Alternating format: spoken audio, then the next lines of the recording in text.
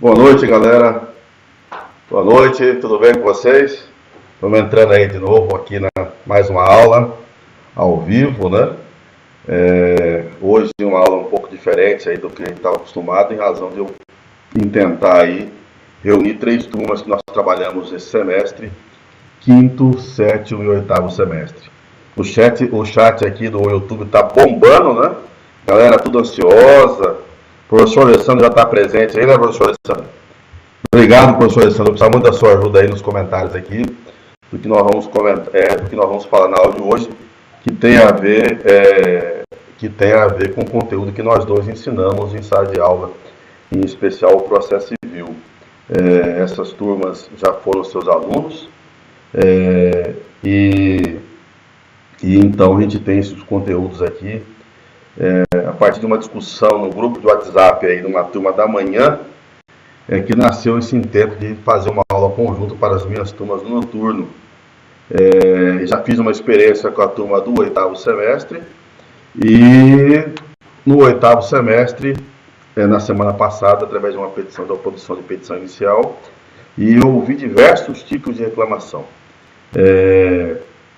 E reclamação de todo tipo, de todo estilo, e parte delas, a grande maioria delas, assim como eu ouvi de uma turma da manhã, que foi motivadora para fazer essa atividade e voltar a falar de petição inicial, foi razão de não aprendi a fazer petição inicial, não sei fazer, e esse tipo de alegações, viu, professor Alessandro?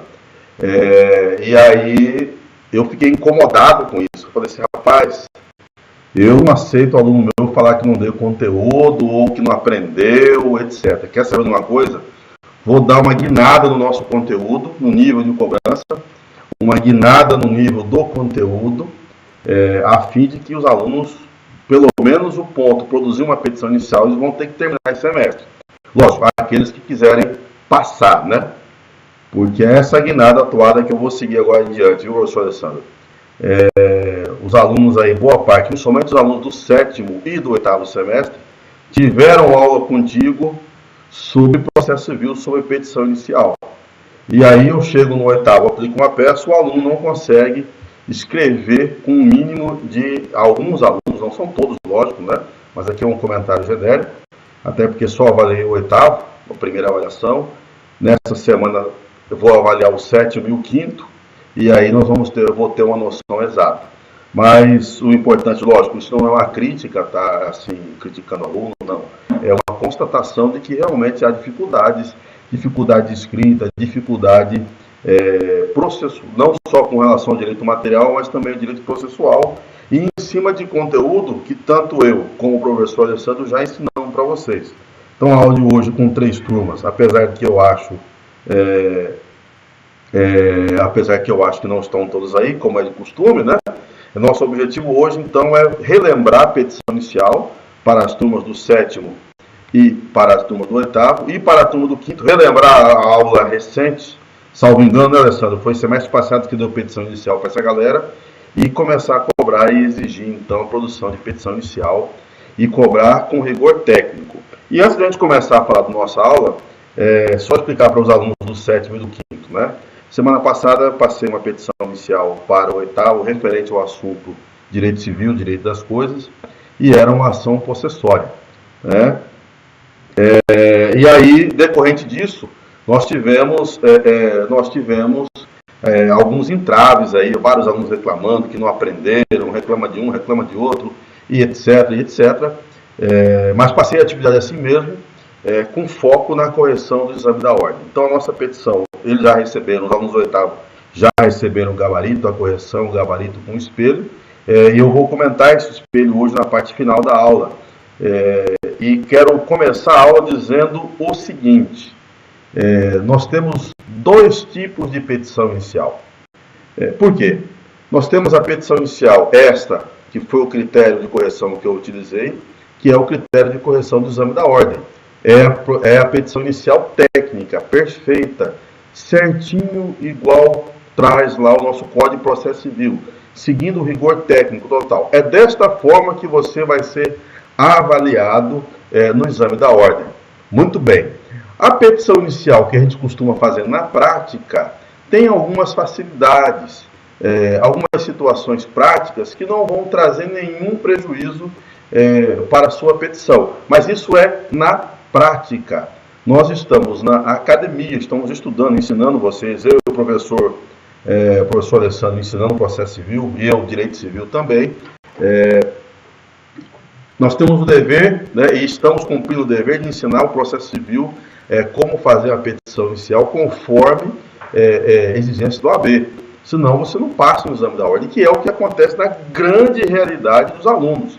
A grande realidade dos alunos não consegue aprovação. Eu falo isso, são vários ex-alunos que eu tenho, o professor Alessandro também tem inúmeros ex-alunos que não conseguem aprovação porque não conseguem fazer uma petição inicial, caso ela caia na segunda fase. Aí eu tenho muitos alunos, por exemplo, que conseguem passar na primeira fase, chega na segunda roda, porque ele não conseguiu prever uma petição, a peça processual e escrever a peça com o rigor técnico-científico exigido. Então, na peça que eu vou comentar aqui com vocês hoje, são 17 itens de pontuação, tá? Retirados aí de um dos exames da OAB. Lógico que eu as adaptei, tornei um pouquinho mais difícil. Mas olha só, então nós temos distinção. O que eu quero dizer com isso? Por exemplo, vamos pegar como exemplo, tá? Eu ainda estou só na parte introdutória, tá, gente? Vamos pegar, por exemplo, a disciplina aí do 7º semestre de processo civil. Eu dei no primeiro semestre tutela provisória, matéria que eu também dei para o 8º. Na teoria, dentro da academia, dentro do lado do exame da ordem, ao se fazer uma petição de tutela provisória de urgência, você vai nominá-la tutela provisória de urgência antecipada antecedente, ou cautelar antecedente, ou incidental, conforme está estabelecido no Código de Processo Civil. Bom, na prática, não se faz assim mais. Na prática, se nomina tutela provisória de urgência. Pronto. Até fundamentado lá na urgência. Só que no exame da OAB você não vai poder colocar assim. Porque se você colocar conforme a prática dos escritórios, do dia a dia do fórum, o que vai acontecer na sua prova? Você vai deixar de pontuar, porque o critério de pontuação do exame da ordem é rigor técnico-científico. Então você tem que pontuar conforme as disposições do código, entendimento, etc. Beleza? Então nosso foco aqui hoje não vamos tratar exclusivamente aqui, professor, mas na prática aqui o estagio no escritório não faz assim. Beleza, mas se você colocar, ótimo, perfeito. Mas no exame da ordem, se você fizer desse jeito, você vai deixar de ganhar ponto. Como aconteceu com diversos alunos na experiência do 8º semestre. Galera, depois eu passo o olho no chat aqui, que eu estou vendo que tem bastante conversa aqui, deve ter pergunta, etc. Já falamos. Beleza? Então, isso que eu tinha para dizer aqui de início para vocês sobre a aula de hoje. Qual é o nosso objetivo, né? A live de hoje, já estou pegando aqui, são 61 alunos ao vivo agora comigo aqui. Tem 61 alunos presentes. Recorde, né? E vamos lá. Né? Depois eu passo aqui para ver certinho os comentários e tal, né? Ótimo, gente. Então, petição inicial. A petição inicial, vocês já sabem, todos vocês já sabem, não importa se está no 5º, no 7º, no 8º, já sabem que a petição inicial tem suma importância. Né? E vocês já sabem também o que é a petição inicial. Né? Você já tem noção do que é a petição inicial, para que ela serve. Né? A petição inicial precisa fazer você relembrar aquele conceito clássico, né, professor Alessandro? Aquele conceito clássico de jurisdição, de competência, de impartição dos poderes. Então, a petição inicial é o meio, é o instrumento através do qual a pessoa, através do seu advogado, logicamente, né, ela vai dar início, né, à provocação do Poder Judiciário. Então, aquele que teve o seu direito vilipendiado, né, por algum motivo qualquer, seja uma indenizatória, seja, não importa qual o motivador, mas o autor, ele precisa de uma decisão judicial, ele precisa da atuação do Poder Judiciário, ele provoca o Poder Judiciário através da petição inicial. Aí vamos relembrar as aulas do professor Alessandro, ele falou dos princípios da jurisdição. Um deles tem a ver com a provocação. O Poder Judiciário, ele não sai na rua, o juiz ele não sai na rua caçando confusão. Né? Olha, opa, bateu o carro aí, olha, eu sou juiz. Vamos lá para o fórum resolver. Não é assim que funciona. Né? Aquele que teve o seu prejuízo, ele tem que provocar o Poder Judiciário. O Poder Judiciário, então, agora esqueci o nome exato aqui agora do princípio, mas o Poder Judiciário ele fica no aguardo, ele espera ser provocado. E o meio de se provocar o Poder Judiciário é através da petição inicial. Lógico, estou falando aqui do nosso processo civil, né? Princípio dispositivo, inércia da jurisdição. Obrigado, professor Alessandro, bem lembrado, né? É que eu estou aqui dando aula para vocês, mas eu tenho que ficar monitorando o software, monitorando o comentário, vendo a posição da câmera, e aí, ao mesmo tempo, dá branco. Muito bem, o princípio da inércia da jurisdição. A jurisdição, ela não sai, o Poder Judiciário, através dos seus membros, não sai caçando o problema para resolver. Precisa ser provocado através daquele que tem o direito de ação, outro conteúdo que o professor Alessandro já ensinou para vocês, né? E que, portanto, o titular de direito da ação, o autor, que é aquele que tem o interesse, né, que tem o interesse em exercer o direito da ação, que sofreu um prejuízo, ou ele precisa de uma declaração, uma questão constitutiva, ou uma condenação de alguém, ele vai utilizar, contratando o seu advogado, né, porque a parte, exceto a parte não tem capacidade postulatória, então ele contrata o advogado que vai elaborar a petição inicial em nome do autor, em nome daquele que o contratou, para então iniciar o processo judicial e exercer, portanto, o direito de ação. Então, petição inicial, então, é esta forma, é o instrumento previsto lá no artigo 319 e diante, que traz, o artigo base. Para a galera do 7º e do 8º, já estão enjoados, toda aula eu falo do artigo 319 e ainda assim os alunos esquecem. Então, a petição inicial tem esse propósito, então, de provocar, de dar início à ação, de dar início ao processo judicial perante o Poder Judiciário. No nosso caso específico, né, estamos falando de direito civil, estamos falando de processo civil, né? Nas outras áreas processuais, direito de processo penal, processo de trabalho, aí nós temos os regulamentos próprios nos códigos processuais específicos. Beleza, gente? Então, primeiro ponto de hoje é saber o que é petição inicial. Só para relembrar, porque eu sei que vocês já sabem disso, né? Vocês já sabem, já têm ciência do que vem a ser a petição inicial. Beleza, gente? Vamos lá. Qual que é a importância da petição inicial? Qual que é a sua importância? O professor Alessandro já explicou isso para vocês. Ele está aqui numa conversa aqui meio tensa aqui com o Marcos, né? É uma conversa aí, esse meu vizinho é terrível, né? Vamos lá. Qual que é a importância da petição inicial? Os alunos do 5º eu não dei essa aula, então, mas eu tenho certeza que o professor Alessandro explicou para eles. Mas os alunos do 7º e 8º já me ouviram falar isso várias vezes. A petição inicial tem a sua importância. Bom, já falamos, ela provoca o Poder Judiciário. Então, qual é a importância? A importância é que ela é que vai ditar a regra do jogo do processo. Regra do jogo, como assim, professor? Vamos usar essa terminologia hoje. Bem simples, gente. A petição inicial, o autor apresenta a sua demanda. Ele vai trazer, conforme eu sempre falo em todas as aulas, seja lá no 5º semestre, no 7º e no 8º, eu sempre conto uma historinha bonita que vocês gostam, sempre uma história zoeira, e a gente fala, olha, vamos lá, vamos colocar, Tadashi está pilotando a motinha dele, de repente vem vem Neverson, fura o sinal, atropela o Tadashi. Ponto, o Tadashi está machucado, perdeu a moto, né, precisa de tratamento médico. Ótimo, beleza, tá aí a historinha. Quem é o nosso autor da ação? Você já sabe. O autor da ação Tadashi, o futuro réu será o Neverson. Tranquilo, tá fácil. Ótimo, professor. Beleza, petição inicial é uma ação indenizatória por danos materiais, morais, estéticos, etc. Ok, beleza. Esta petição inicial, ela coloca, a partir do momento que ela é protocolada e recebida pelo Poder Judiciário, ela traz limites para a atuação do juiz. Já falei isso nas aulas do 7º e do 8º, e a galera do 5º tiveram essa aula com o professor Alessandro. A petição inicial, composta aí, cumpridos os requisitos do artigo 319, 320 em diante, ela traz os limites, ela impõe limites para o juiz. A galera do 7º e 8º já ouviu falar, olha, o juiz fica vinculado ao que está sendo pedido no processo.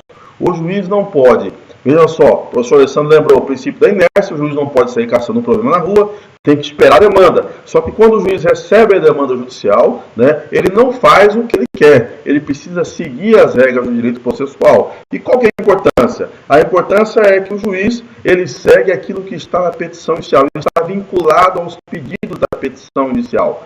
Então, a petição inicial, ela impõe limites para a atuação do Poder Judiciário. Como assim, professor? Bem simples. Se a parte que está cobrando, entra com uma ação judicial de cobrança, cobrando lá que alguém está devendo 10 laranjas. Este é o pedido desta petição inicial.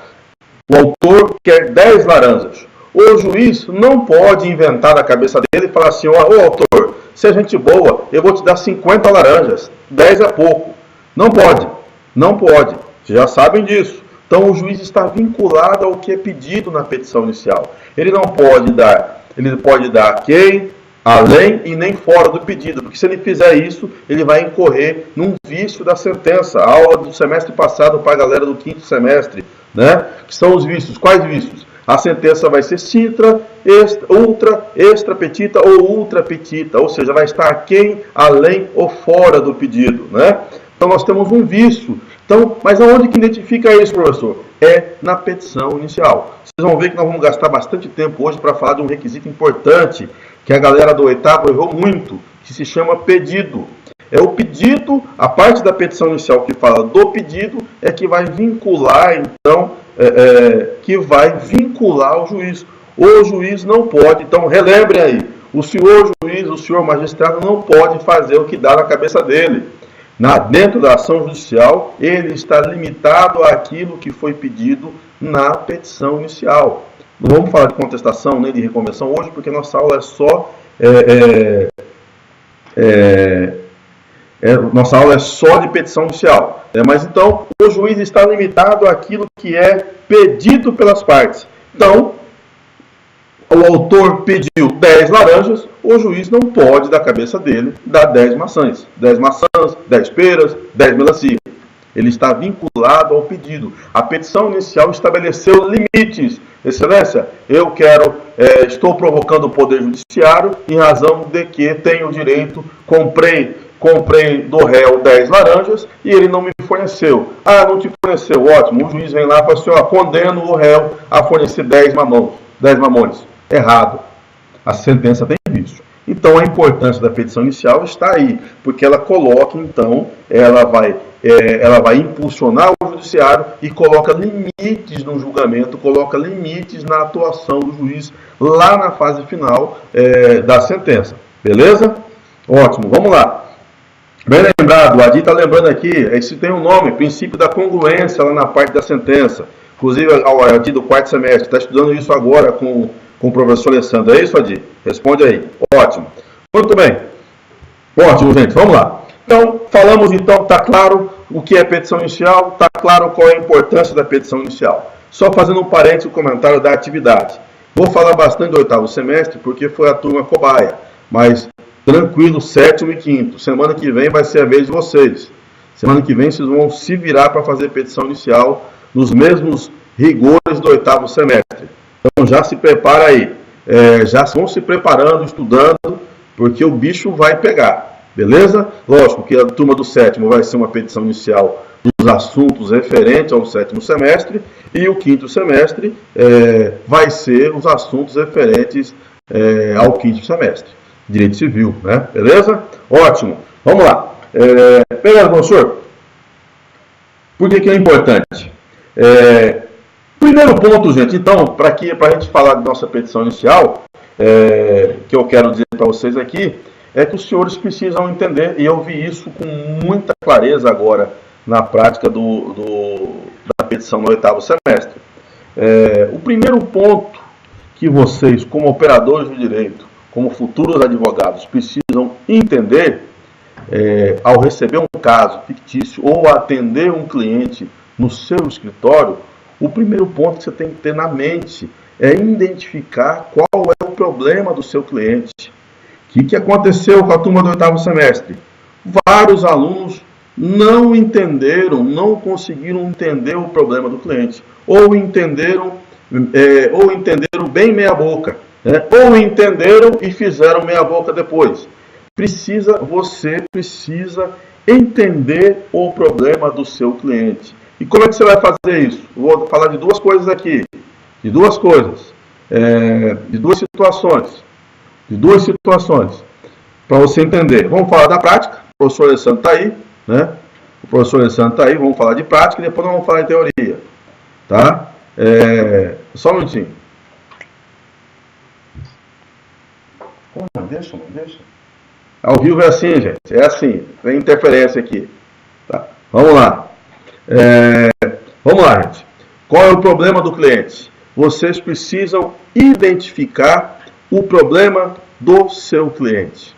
E como vocês vão fazer isso, gente? No escritório, para quem já está atuando aí, para quem está estagiando, já está estagiando no escritório, ou na Defensoria Pública, ou no Ministério Público, em algum órgão aí, já na prática jurídica, está fácil, vai conseguir entender. Primeiro ponto, você precisa fazer um bom diálogo, uma boa entrevista com o seu cliente. Seja ele o autor, seja ele o réu, quem não importa a posição dele no processo. Você precisa ter um diálogo sincero, né, e ter confiança do seu cliente e fazer uma boa entrevista do seu cliente. Qual o objetivo? Para você entender o problema do cliente. Você precisa entrevistar o seu cliente de forma correta. Perguntar, e daqui a pouquinho vai ter umas perguntas que eu vou colocar para vocês aqui, que a gente vai falar o que você precisa perguntar e identificar. Então, na prática, no dia a dia dos escritórios, é conversar, é entrevistar o cliente. E a palavra é entrevistar mesmo. Você precisa, como diz o Cuiabano antigo, especular seu cliente, é saber todos os detalhes. Saber todos os detalhes sobre os fatos que ele lhe traz. A reclamação que ele está trazendo. O que aconteceu? Aconteceu um acidente, o acidente aconteceu tal hora, eu estava vindo na rua tal, o sinal estava aberto para mim, o meliante furou o sinal, após o acidente eu relatei pelo que foi visto num vídeo, nos jornais, ele estava bêbado ou estava fazendo uso de substância, fazendo uso de substância de drogas, e narrar com todos os detalhes e o maior nível de detalhamento possível. Isso é conversar e entrevistar com o cliente. Ótimo, muito bem. Olha lá. Isso para o caso concreto. Você está recebendo no seu escritório. Beleza, muito bem. No nosso caso aqui, nós estamos trabalhando com teoria, com prática teórica. No meu caso, o caso do professor Alessandro, nós dois professores, estamos trabalhando com um caso teórico. Então, a nossa solução, nós não vamos ter entrevista, né, com o cliente. Nós vamos ter um caso que é dado. Lembrem, a aula de hoje vai demorar, já vou avisando para os senhores, né? No final da aula, nós vamos trabalhar aqui o caso que eu trabalhei no 8º semestre, para todos vocês entenderem. Muito bem. No caso teórico, vocês precisam, que é a nossa prática simulada, precisam fazer uma leitura atenta do caso hipotético, tá? Tem que ter uma leitura atenta, detalhada, vírgula, olhar uma por uma, com detalhes, tá? Com detalhes. Por quê? Porque se você não entender o problema do seu cliente, você vai errar a petição inicial. E a consequência de errar a petição inicial, tá? É a inépcia da inicial, pedido de emenda da inicial. A galera do 7º e do 8º já ouviu falar isso. A galera do 3º e 4º, tem vários alunos de vários semestres aí presentes, já ouviram o professor Alessandro falar isso. Então você tem que entender o problema do seu cliente. Você tem que saber o que o seu cliente quer. Na narrativa dos fatos, na hora de você ler o caso hipotético, você precisa entender o que aconteceu com o seu cliente e do que ele precisa. Então, bem simples, na atividade do 8º semestre, eu tive alunos aqui que ele não entendeu o que o cliente queria e ele errou os pedidos quase todos. Tá? Quase todos. Então, vejam, senhores, que é imprescindível a leitura dos casos simulados. Principalmente os meus alunos aí, todos os meus alunos, na verdade, né, que eu sempre invento história, casinhos, etc., vocês precisam ler. E leitura atenta, tá? Leitura atenta, com qualidade. Não é aquela leitura rápida, é uma leitura como se você estivesse lendo o post do Instagram, do Facebook aí. É leitura atenta. Por quê? Porque a petição inicial vocês podem simplesmente arrebentar com a vida do cliente se vocês não souberem, não forem zelosos na elaboração da petição inicial. Por exemplo, na prática do 8º aqui, teve alunos aqui que, se aquela petição fosse real, ia trazer prejuízos para o cliente. Tá? Então, é isso que vocês têm que evitar. E o primeiro passo, entender o problema do cliente, na prática simulada, na prática real, é entrevistar o cliente adequadamente, tá? Não pode ser, você como operador de direito, como advogado, você não pode ter dúvidas sobre o que aconteceu. Por quê? Porque senão vai para a próxima fase que a gente vai falar agora, você vai cometer erros de interpretação terríveis. E aí, você vai ser conhecido como um mau profissional. Porque cliente para te elogiar são poucos, tá? Mas para te detonar, um erro é terrível. Então você tem que ler atento, tá? E eu já sei, já identifiquei, e eu falo isso para vários alunos. Muitos dos senhores que estão aqui não fazem leitura atenta, principalmente nas questões subjetivas e peças jurídicas. Precisa fazer uma leitura atenta. Beleza? Vamos lá. Ótimo, beleza.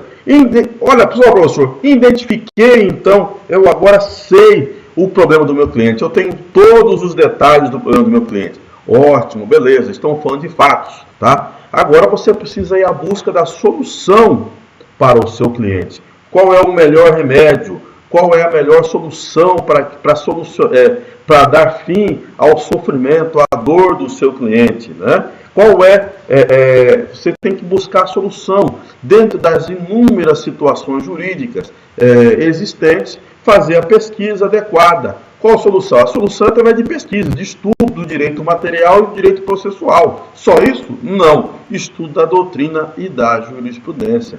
Então você só vai conseguir identificar uma solução se você estudar. Só estudar, um estudo de verdade, com pesquisa, porque senão você vai ter dificuldades. Você vai ter dificuldades para montar uma estratégia jurídica. Então veja, para você elaborar uma tese de defesa, para defender o interesse do seu cliente em juízo, você tem que ter, primeiro, entender o problema dele, entender qual o interesse, o que ele quer, e a partir daí você vai elaborar a tese da sua petição inicial. E para elaborar a tese, você precisa ler direito material, direito processual. Então, ponto. Não adianta o aluno, eu tenho vários alunos que falam assim, eu adoro direito civil, mas detesto o processo civil. Você está fadado ao insucesso, se continuar agindo dessa forma. Você, na prática, o advogado, o operador de direito, ele tem que saber direito material e tem que saber direito processual. Beleza? Então, vocês têm que ler doutrina, têm que ler pesquisa, e aí eu faço um parênteses. Na turma do oitavo, eu tive aluno que jogou o voto inteiro do desembargador na petição inicial e não colocou uma linha de fundamentação jurídica. A fundamentação jurídica foi um acórdão inteiro do Tribunal de Justiça. Teve aluno que colocou 2 acórdãos do Tribunal de Justiça. Não pesquisou, não estudou, fez de qualquer jeito. Não é assim que faz. Tese, tem que elaborar tese. Para fazer uma boa petição inicial, primeiro é entender o problema. Entender qual é o interesse do cliente, o que ele quer. Feito isso, aí você vai pensar numa estratégia. Só para pegar como exemplo, para quem está aqui, só para pegar como exemplo. Pegando exemplo aí, professor Alessandro, lá do tema provisório, que está mais fácil. Aquele clássico exemplo que nós falamos aí em sala de aula, o cidadão tem um plano de saúde, está no prazo de carência e precisa ter ele tem um plano de saúde, está no prazo de carência e do nada ele sofreu um infarto e precisa de UTI, o plano de saúde nega. Ótimo, olha só, está fácil aí. Você já sabe o interesse do seu cliente, já sabe o que ele quer. Tese. A tese você vai elaborar, como a gente já falou em sala de aula. Você já sabe que vai aplicar o Código de Defesa do Consumidor. Você já sabe que se trata de um contrato de adesão. Você já sabe que tem uma obrigação do plano de saúde de atender os casos de emergência, independente da carência. Você já sabe que a doutrina anda nesse sentido e você já sabe o posicionamento dos tribunais nesse sentido. Pronto, você vai chegar para o seu cliente e falar, não, eu vou entrar com uma tutela provisória de urgência antecipada, porque o meu pedido é idêntico, meu pedido liminar é idêntico ao pedido final, então eu vou pedir antecipação dos efeitos da sentença para esse momento anterior, antecedente ao pedido principal, e assim conseguir o juiz liminar. Pronto, você elaborou sua tese, você falou certinho, na entrevista com o seu cliente você já deu a solução para ele.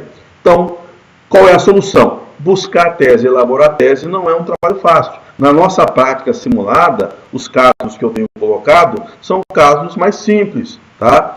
No 8º semestre, por exemplo, foi um caso relativamente simples. Um tema que eu estou trabalhando desde o 7º semestre. Né? Mas mesmo assim, nós tivemos alunos que erraram o nome da peça.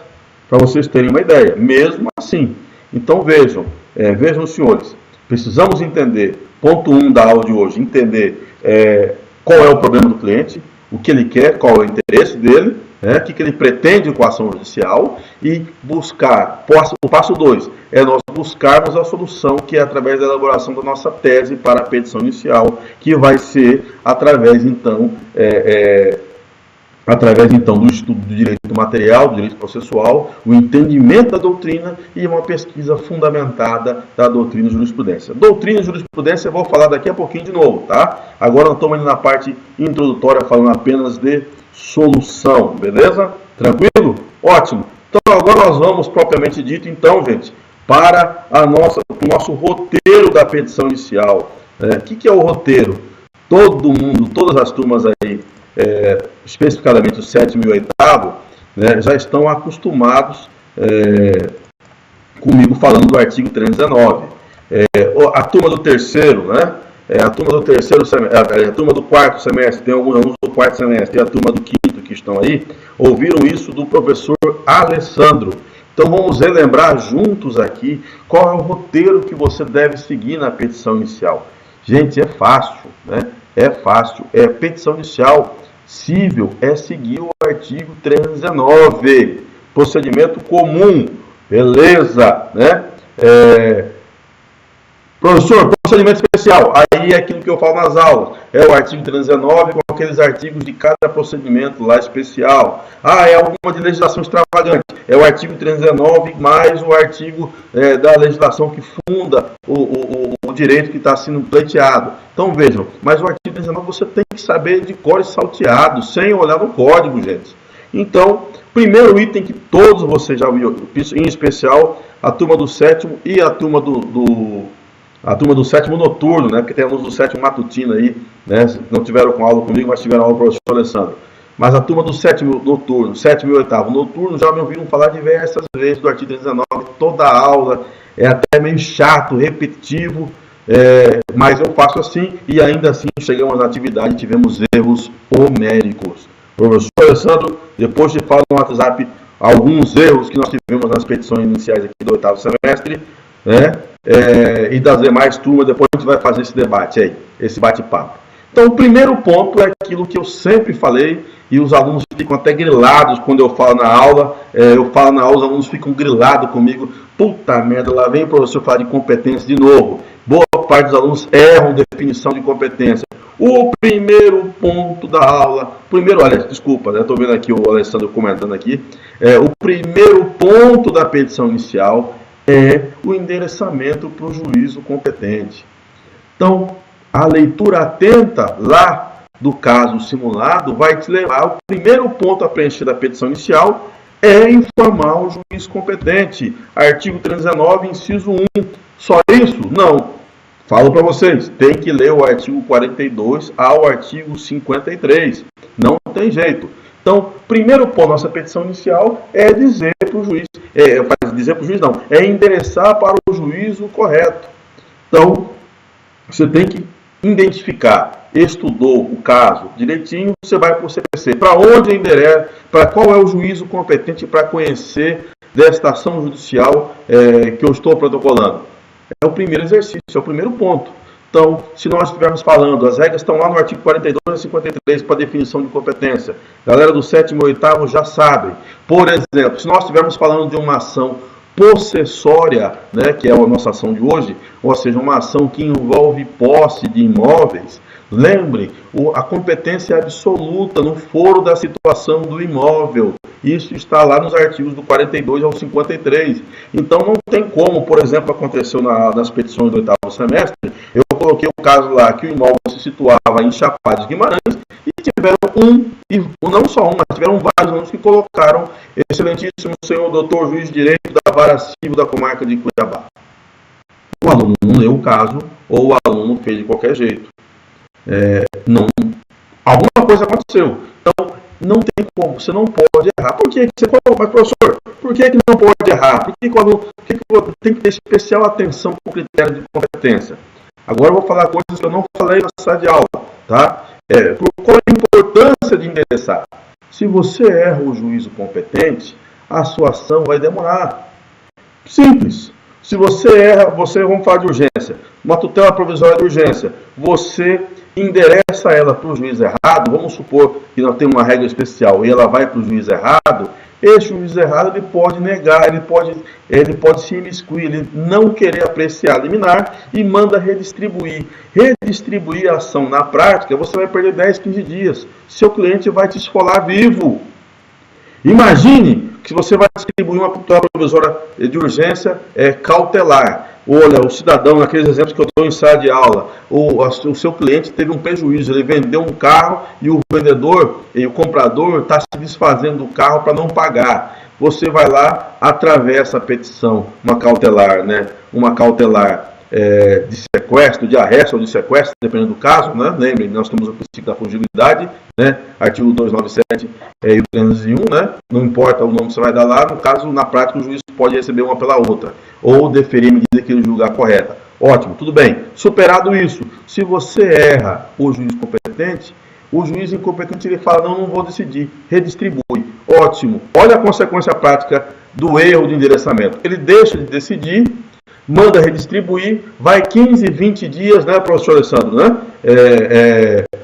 Vai 15, 20 dias para redistribuir. Quando redistribui, vai para outro juiz, ele decide, o réu já desfez o carro. E aí o seu cliente vai falar, nossa, por que o juiz demorou tanto? Aí ele vai lá ver o processo, meu advogado errou, ele mandou para o juiz errado, está aqui o juiz errado, colocou aqui que ele errou competência. Você está ferrado com o seu cliente. Então a importância, quando eu falo na sala de aula, bato duro, competência,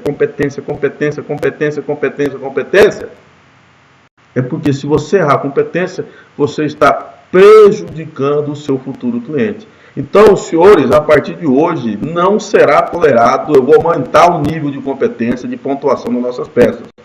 Senhores não podem errar mais competência. Né, professor Alessandro? Inadmissível ler um caso simulado e o aluno me conseguir, consultando o código do CPC, e me errar a competência. Isso é inadmissível, senhores. Vamos parar com isso, vamos fazer o trem certo. Beleza? Segundo ponto da nossa petição, qualificação das partes. Esse é fácil, né? Este é mais fácil. Qualificação das partes está no artigo 319, inciso 2, não vou ler, né? Não precisa ler, mas está lá, artigo 319, inciso 2, é qualificar as partes, né? Então é dizer quem é o autor, falar do estado civil, profissão, o número dos documentos, o endereço, né, o endereço eletrônico, né, se tiver telefone, põe telefone também, né, então você qualifica o autor, né, e qualifica o réu, tem que qualificar o réu, né? Lembrando que na prática, no nosso novo CPC, né, depois a gente vai falar disso melhor, na parte da qualificação, se você não tiver todos os elementos, tá? Porque na prática isso pode ocorrer, tá? Na prática você pode não ter, você tem só o nome e o endereço do réu, mas você não tem o RG e CPF. Sua petição não vai ser indeferida por conta disso. No atual código, você pode que o juiz diligencie na Receita Federal, Justiça Eleitoral, a fim de qualificar melhor o réu. Mas você tem todas as informações, você tem que qualificar as partes, autor e réu. Beleza? O terceiro ponto, ele não vai estar lá no artigo 319, mas eu coloquei aqui por conta da experiência com o oitavo semestre. É o nome da ação a ser ajuizada, gente. Tem que tomar cuidado, tá? Na nossa prova, nas nossas avaliações de agora em diante e no exame da ordem, se você errar o nome da ação, meu irmão, você pode errar a peça inteira. Como assim? Como é que você chega no nome da ação a ser ajuizada? Na nomenclatura técnica do nome da ação a ser ajuizada. Bem simples. Eu estou com o Wilson. O Wilson, eu sei que ele está assistindo a aula aí. Dá um joinha aí, Wilson, se você ainda estiver aí. Lá, ele meu aluno do afirmativo. Eu tive alunos da turma dele, uma aluna em especial da turma dele, que errou o nome da ação e fez a peça, a partir do momento que ela interpretou errado o problema do cliente, ela chegou a uma solução errada, e para aquela solução errada ela tinha uma ação, ela entrou com a ação errada, e aí ela errou todas as teses dela no processo. Então a ação a ser ajuizada, ela precisa estar, você precisa estudar e saber, ter um especial cuidado para identificar a ação. Para a galera do sétimo, nós vamos fazer muito isso. Para a galera do oitavo, na próxima atividade, a petição do oitavo, a Cássia está aí, ó, Cássia, um abraço para você, Cássia, Cassinha, minha aluna querida, né? Lá do afirmativo, já formada. Olha só, o nome da ação é importantíssimo para a sua pontuação, correta pontuação. Nós vamos exercitar muito isso a partir da semana que vem, principalmente no oitavo e no sétimo.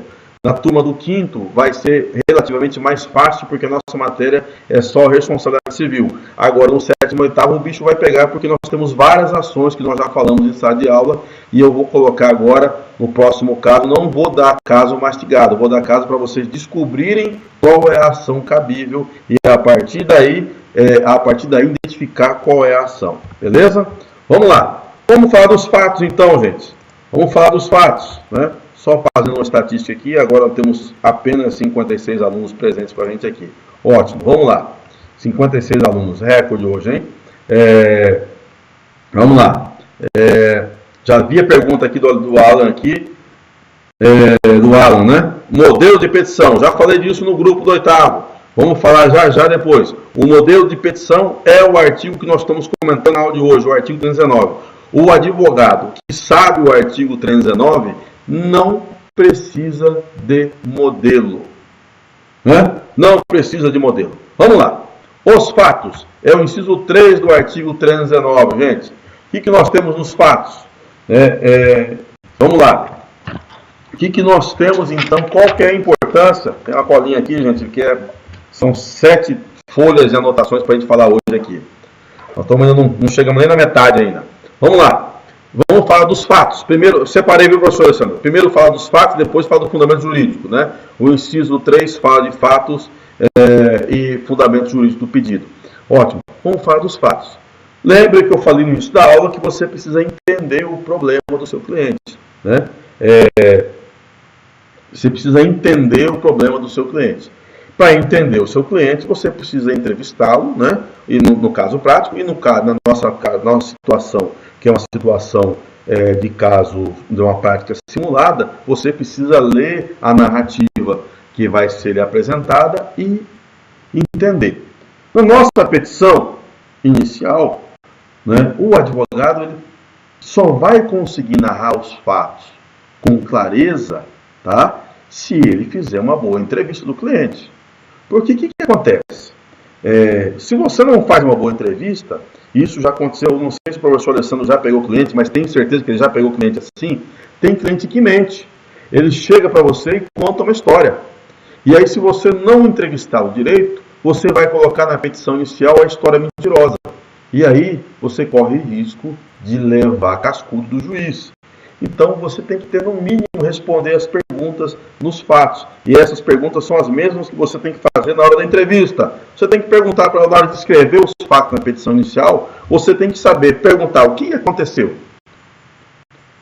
Com quem aconteceu? Qual foi o fato? Né? O que aconteceu?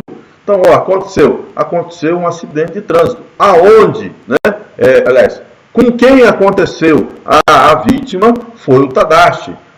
E quem foi o causador do acidente? Foi o Neverson. Então, já falamos o que aconteceu. Foi um acidente. Com quem aconteceu? Falamos das partes. Ótimo. Quando aconteceu? Olha, aconteceu tal dia. Como é que aconteceu isso? Aconteceu como? Como que aconteceu? E aí vai narrar. Olha, o acidente, né? Olha, aconteceu um acidente. Esse acidente aconteceu comigo, causado pelo Neverson, né? Como que aconteceu, né? Aconteceu o seguinte, eu estava andando pela Avenida X, né? Ele pela Rua Y, tem um semáforo na esquina que estava verde para mim, dizendo Tadashi, né? E vermelho para o Neverson. Eu, né, atravessei confiando no sinal, né? E o Neverson furou o sinal e veio e derrubou da moto e causou sérios danos. Ótimo. Ok, tranquilo, você já contou quando aconteceu, né? Você já contou como aconteceu e quando aconteceu. Quando nós estamos falando da data, né? Data, hora, com detalhes. Como aconteceu, narra com detalhes. Aonde, o local onde aconteceu, você precisa narrar, já falamos aqui. E por que aconteceu. O que é esse por que aconteceu? O porquê aconteceu, aqui nos fatos, remete para a galera do quinto semestre aquilo que nós falamos na última aula sobre nexo de causalidade. Olha, você vai dizer lá no final dos fatos, olha, aconteceu o acidente porque o Neverson bebeu e bebendo ele furou o sinal. Se ele não tivesse bebido e não tivesse furado o sinal, eu não estaria aqui, excelência, apresentando essa petição inicial. É isso que você vai fazer nos fatos. É narrar com detalhes. Por que eu disse que entrevistar é importante?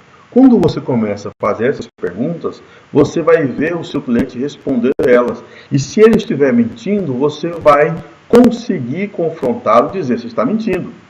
Lembrando que mentir em juízo, você está fazendo exercício abusivo do direito de ação. Pode ser condenado por litigância de má-fé, o professor Alessandro já explicou para vocês, e daí em diante as consequências processuais que podem ocorrer. Então, ficamos claros aí?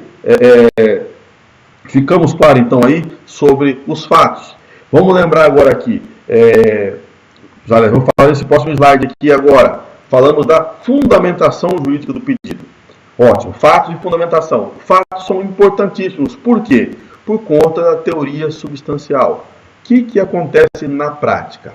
Na prática, não na OAB, não nas nossas aulas, tá? Mas na prática, se você fizer uma petição inicial e não fundamentar juridicamente seu pedido, sua petição vai ser apreciada. Agora, se a sua petição não tiver os fatos, não tem como apreciar. Porque o juiz não vai julgar em cima de quê? De nada? O que aconteceu? Nada. Não pode. Agora, se sua petição não tiver nada de jurídico e tiver lá os pedidos certos, o juiz vai apreciar.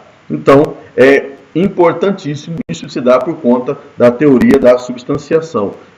Substanciação. Os fatos, você precisa fundamentar, narrar os fatos e fundamentar juridicamente esses fatos e que vai ser o seu futuro pedido. Você tem que fazer isso.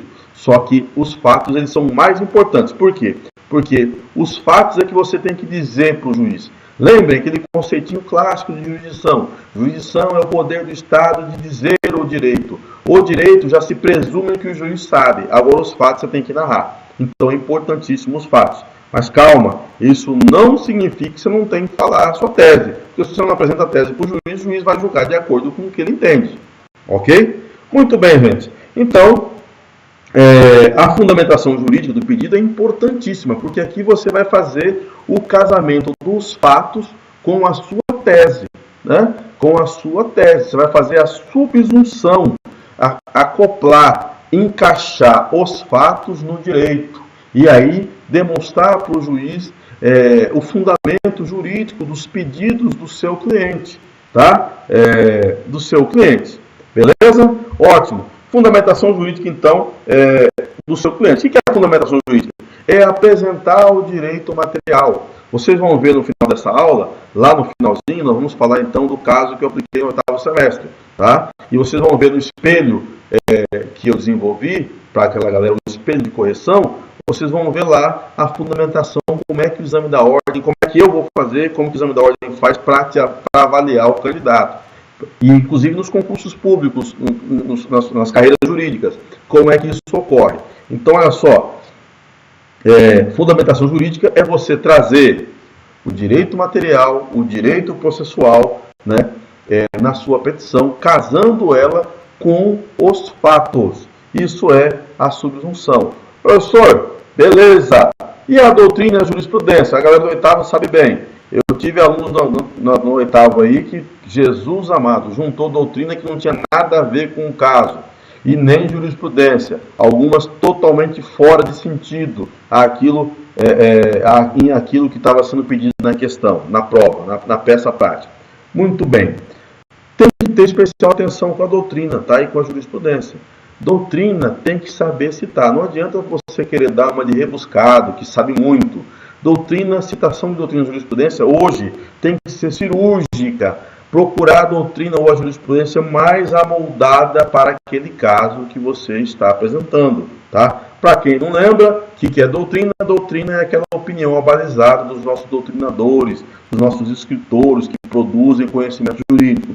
Jurisprudência são aquelas decisões dos tribunais sobre a matéria. Então, vamos lá. Você deve citar, né, leis e súmulas sempre, né, que forem necessários, tá? As leis, a legislação material sempre que for necessário, e com a jurisprudência você tem que ficar esperto. Procure sempre jurisprudência atual. Eu tive petição aqui na petição simulada do nosso 8º semestre, que teve aluno que colocou jurisprudência em 1980. Nós estamos só em 2020, beleza? Ok? Muito bem, o professor Alessandro falou que petição não é peça literária, exatamente. Então, especial atenção na fundamentação. A fundamentação jurídica, eu vou comentar mais no final da aula, por isso não vou embora. A nossa ideia hoje é ocupar os 2 horários, né? Então não vou embora, porque nós vamos praticar isso hoje ainda aqui na aula, tá? Então, a fundamentação jurídica é você trazer os motivos do direito material, as razões fundamentadas no direito material e no direito no direito processual, abalizados na doutrina e na jurisprudência, aplicáveis àquele caso. Como é que faz a subjunção? Na prática, tem muitos alunos que não sabem escrever. Fundamentação jurídica não é citar o artigo e jogar o artigo lá. Ah, fundamentei. Igual vários. Aliás, isso aqui agora é uma constatação. Todas as turmas, 3º, 5º, 7º, 8º e 9º fazem isso nas minhas provas. Vai lá, professor, eu fundamentei, eu coloquei um artigo. Grande bosta você ter colocado o artigo. Você tem que comentar o artigo. Você não precisa citar o artigo, reproduzir ele, só se for muito importante. Mas você precisa fundamentar fazendo a subjunção. Excelência. Neverson, ao dirigir embriagado e furar o sinal vermelho, ele contrariou o disposto do artigo tal do Código de Trânsito Brasileiro, dos artigos tais e tais do Código de Trânsito Brasileiro. Sobre isto, a jurisprudência já falou assim. É desse jeito que você vai subjunção. Alunos da minha prova, concordo, por conta do artigo X. Bom, e põe um artigo. Isso quando coloca um concordo, isso quando só não joga fundamentação. Pô, copia o artigo. O juiz não quer saber o artigo. Ele quer que você faça a subjunção, narrando os fatos e colacionando eles com o direito. Não jogar lá dentro da petição, dentro da parte da fundamentação jurídica, artigo inteiro. Beleza? Ok? E por último, bom, já falamos então aqui, jurisprudência sempre precedentes atuais. Outra coisa, na pesquisa de jurisprudência, sempre estude a jurisprudência do tribunal onde você vai pleitear. Tá? Você só vai usar a jurisprudência de outros tribunais se por acaso aquele tribunal não tiver enfrentado a matéria ainda. Fora disso, você vai utilizar da jurisprudência do tribunal onde você está pleiteando. Por quê? Porque assim você vai descobrir como aquele tribunal pensa sobre determinado assunto. Ok? Vamos avançando? Beleza, professor? Agora vem a aula pesada. Vem a parte pesada da aula. A parte onde meus alunos do 9º erraram, ou do 8º erraram pra caramba. Lógico que é normal. O erro é normal, gente. Eu estou fazendo algumas críticas aqui, mas não são críticas destrutivas, não. Errar agora. Agora, né, professor Alessandro? Esse é o momento de você errar o pedido. Esse é o momento de você errar o nome da ação. Esse é o momento de você fazer todos os erros possíveis e imaginários. Putz, errei, o professor corrigiu. Ótimo, a hora é agora. Por quê? Errar. Na segunda fase da OAB, gente, vocês não têm ideia de como é ruim. Eu dou aula no cursinho, né? Vocês já sabem disso. Eu acompanho alunos na primeira fase, na segunda fase, e vocês não têm ideia de como sai o psicológico do aluno que faz a segunda fase, termina, sai o gabarito, ele, putz, errei a ação. E tira 2, 3. O expor que eu estou dando vocês aqui não é nada quando comparado ao chegar no exame da ordem e levar a pau porque errou, porque você esqueceu o pedido. Vocês não têm noção. Então, o terrorismo, como disse o Wilson Baé, que estava aí mais cedo, o meu ex-aluno, o terrorismo do professor aqui, perto de uma negativa da OAB, não é nada. Não é nada. Então, vamos lá. Pedidos, tá? Pedidos. Pedidos. Vamos lá. É o artigo 319.4 acumulado com o artigo 322 a 319. E agora é o ponto mais importante da sua petição inicial, junto com os fatos e os outros. Por que é o mais importante? Lembrem, falando nisso, é a petição inicial que vai delimitar o raio de ação do juiz. Então, você tem que saber pedir. E os alunos não sabem pedir. Escrever o pedido. É simples. Pedir todo mundo sabe, lógico, né? Vamos pegar aqui a Vera. A Vera está com vontade de comer chocolate. Pede para o marido. Amor, estou com vontade de comer chocolate. Então, está feito o pedido. Ótimo. Na nossa petição inicial, não é tão simples assim. E vamos lá relembrar as aulas do professor Alessandro. Ótimo. Primeiro ponto que nós temos no pedido. Nós temos 2 pedidos em toda a petição inicial. Em tudo aquilo que você leva ao Poder Judiciário, sempre você vai ter 2 pedidos, né? Quais são esses 2 pedidos? O pedido imediato e o pedido mediato. O professor Alessandro explicou isso para vocês aí, tenho absoluta certeza. O que é o pedido imediato? O pedido imediato, gente, é o pedido processual. O pedido imediato é o pedido processual. Para a galera do 8º que está aí, acompanhe. Eu estou vendo pouca interação dos alunos do 8º aí, hein? Tem alguém do 8º aí? Cadê a galera do 8º? O pedido imediato, então, é o pedido processual. E o pedido mediato é o bem da vida pelo qual você quer alcançar. Como assim, professor? Vejam só. Uma petição inicial, uma ação de responsabilidade civil, você vai pedir. O que você vai pedir? Olha, eu vou pedir, excelência, venha através, isto exposto, é presente para requerer a vossa excelência a condenação de Neverson, a condenação do Neverson a pagar. Quando eu falo condenação lá naquele pedaço de petição, quando eu falo condenação, isso é o pedido imediato, é o pedido processual. Lembrem lá das aulas do professor Alessandro. A galera do 8º está aí, ótimo. Mas tem pouca gente do 8º aí, hein? E os que precisam não estão aí, hein? Cadê o Washington? Cadê? Tá aí, faltando bastante gente aí do 8º, hein? Ótimo. Então, o pedido imediato, né? O pedido imediato é aquela tutela que a gente pede. A declaração, constituição ou condenação. Tutela declaratória, quando a gente pede para o juiz declarar o direito. O professor Alessandro acabou de colocar aqui no comentário, aqui no chat. Tutela condenatória, quando eu peço a condenação do réu. Constitutiva, aquelas situações onde eu constituo ou desconstituo uma situação jurídica. Em base a essas 3. Então, o pedido imediato, é por isso que lá na sua petição inicial você tem que colocar ao final... requer que ao final a presente demanda seja julgada totalmente procedente para condenar. Isso é o pedido imediato. O pedido mediato é o bem da vida que você quer alcançar. Condenar a quê? A pagar X reais a título de indenização de dano material, moral, estético e pensão alimentícia. Aí nós estamos falando do bem da vida. Então nós temos o pedido processual, é o imediato, e o pedido mediato é o bem da vida que nós pretendemos. Ótimo. Perfeito? Entenderam isso? Vamos lá. Quais são os requisitos do pedido, gente? Tá? Isso tudo está no artigo 319, conforme está anotado aí no slide, está aqui na tela. Vocês podem acompanhar aí junto com a leitura do CPC, para sedimentar mais aí. Eu não estou vendo pouca gente do 7º semestre aí. Eu só vi o Léo Murta, do 7º semestre noturno. Eu vi só o Léo Murta ali, hein? Cadê o resto da galera, né? Cadê o resto da galera do 7º? Eu não vi a Valéria, a Neila faz hora que não aparece aí. Não vi o Alexandre, Matheus, o Leonardo, o Léo Moura. Não vi o Alifer, não vi a Thalia, não vi a Dona Carmen. Muita gente do 7º está fora da aula, hein? Beleza. Pasmem, vocês vão precisar dessa aula de hoje. Requisitos. Quais são os requisitos do pedido?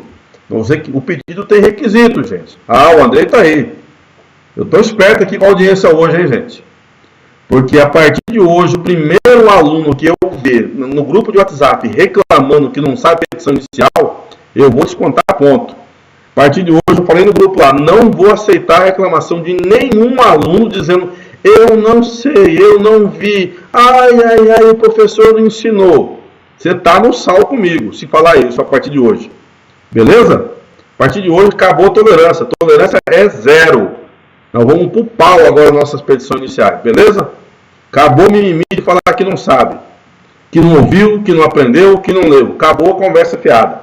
Agora é pau. Vamos lá. Requisitos do pedido, gente. Nós temos requisitos do pedido. Quais são eles? Vamos lá, anotem aí. Anotem aí para quem não deu tempo otimizar o espaço no nosso slide aqui, tá, gente? Quais são os requisitos do pedido? Primeiro, o pedido tem que ser concludente, né? Não está aprendendo nada, é? Ei, Alessandro, hein? Tá certo. Tá certo. Marcos, ensina ele aí, Marcos. Vamos lá. Primeiro requisito do pedido, ele tem que ser concludente. Nós não vamos falar aqui, não deu, senão a aula vai ficar muito extensa. Eu não falei sobre causa de pedir próxima e remota, dando maiores detalhes. Tem tudo isso. Mas, olha só, o pedido ele tem que ser concludente. O que significa o pedido ser concludente? Olha só, pedido concludente. Primeiro requisito do pedido, ele tem que ser concludente. O pedido ele tem que decorrer da consequência lógica da narrativa da sua petição inicial. Por exemplo, eu vou contar um caso que aconteceu em Cuiabá. Né? Em Cuiabá não, aqui no nosso estado, daqui a pouquinho. Olha só, eu narrei aqui, estou narrando como exemplo, uma situação de acidente de trânsito. Então, falamos na petição inicial, o advogado Tadashi, buscando a condenação de Neverson, ele narrou que aconteceu um acidente no dia tal, na hora tal, o acidente aconteceu nas condições tal, e etc, etc. No fundamento jurídico, ele narrou as situações, a sua tese, dentro da doutrina da jurisprudência e da legislação de direito material e processual, a sua tese.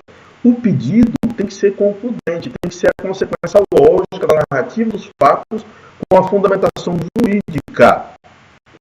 Então, o que significa isso? O que significa isso? Já aconteceu, gente. Se vocês olharem no Google, vocês vão achar casos. Aqui em Mato Grosso nós tivemos casos assim. O cidadão coloca nos fatos uma situação de indenizatória e no pedido ele fala assim, olha, eu requeiro, através dessa requerer a Vossa Excelência que condene o réu à prestação de alimentícios, à prestação de alimentos, por ser pai do autor. Isso já aconteceu, gente. O advogado narrou, a parte narrou um acidente, narrou uma indenização e no pedido ele soltou um pedido de ação de família, pensão alimentícia por vínculo familiar. Não tem nada a ver. Ele narrou a petição inteira, uma situação indenizatória, e no pedido ele pede pensão alimentícia por vínculo familiar. Pedido típico de ação de família. Então, olha só. Vejam vocês. O pedido não foi concludente. Por quê? Porque ele não foi uma consequência lógica da causa de pedir próxima e remota. Ele não foi uma consequência lógica da narrativa dos fatos com a subsunção que você fez na fundamentação jurídica. Então, primeiro ponto do pedido, o pedido tem que ser concludente. Eu não sei se o professor Alessandro vai lembrar desse caso que eu estou falando aqui. Né? Vamos lá. Adriana, eu vou fazer isso no final da aula, tá, Adriana? A petição está aqui, o espelho da correção vai estar no final da aula. Para a galera do 8º, do 7º, para todo mundo aí, beleza? Vamos lá.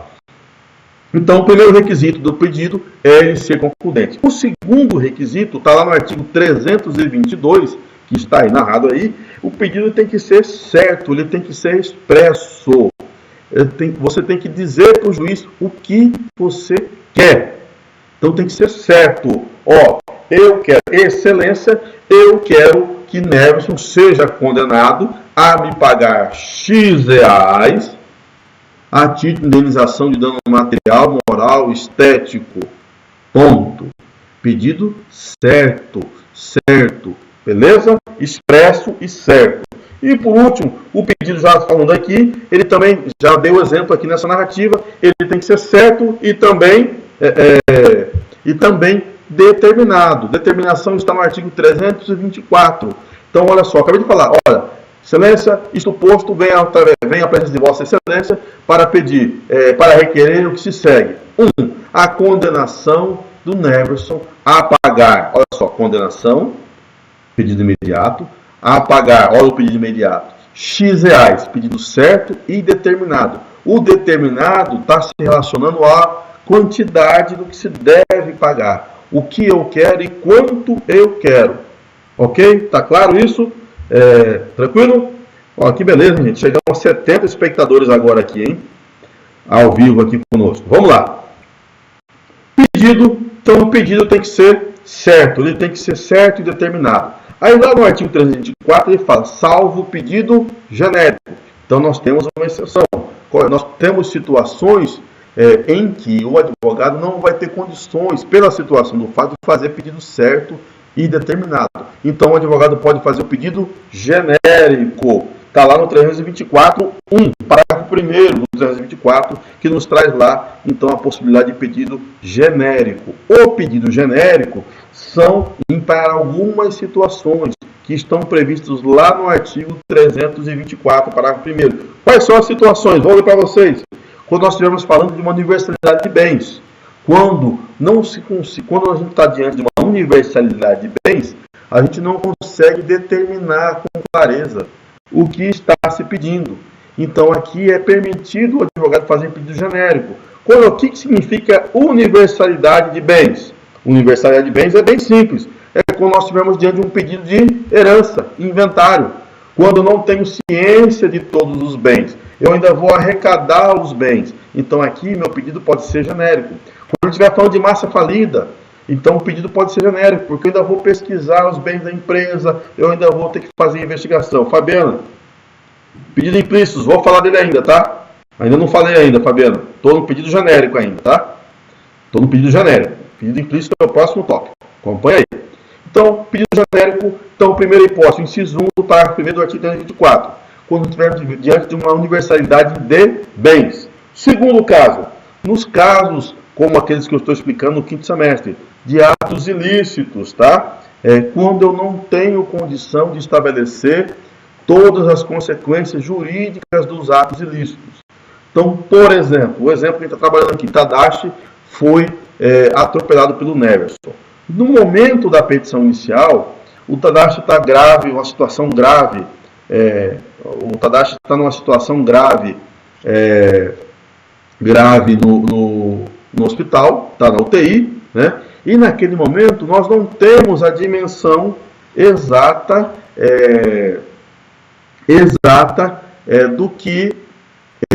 das necessidades do Tadashi.